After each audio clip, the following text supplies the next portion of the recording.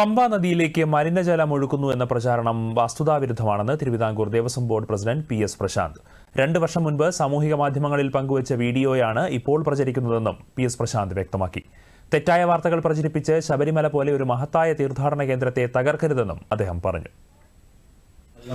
എന്ന തരത്തിൽ പ്രചരിപ്പിക്കപ്പെട്ട ഒരു വീഡിയോ വീണ്ടും സോഷ്യൽ മീഡിയയിൽ പ്രചരിച്ചുകൊണ്ടിരിക്കുകയാണ്. വാസ്തവവിരുദ്ധമായ പ്രചരണമാണത്.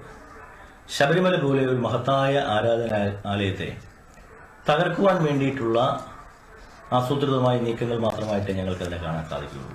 അന്ന് വിശദമായി പരിശോധിച്ചപ്പോൾ തന്നെ അവിടെ ഉള്ള ഹോട്ടലുകൾ, മുകളിലുള്ള കെട്ടിടങ്ങൾ, അതിൽ നിന്നുള്ള മലിനജലമാണോ എന്നുള്ള സംശയമായിരുന്നു. പക്ഷെ അതല്ല.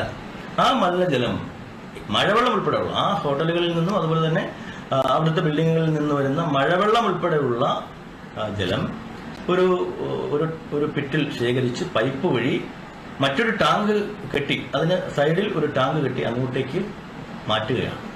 അവിടെ നിന്നും പിന്നീട് പമ്പ് ചെയ്ത് നമ്മുടെ സീവേജ് പ്ലാന്റിലേക്ക് നമ്മൾ മാറ്റുകയാണ്, പമ്പ് ചെയ്ത് മാറ്റുകയാണ്. അപ്പോൾ അന്ന് തന്നെ നമ്മൾ ശ്രദ്ധയിൽപ്പെട്ട് അന്ന് തന്നെ ഇതിനെ സംശയ ദൂരീകരണം നടത്തിയതാണ്.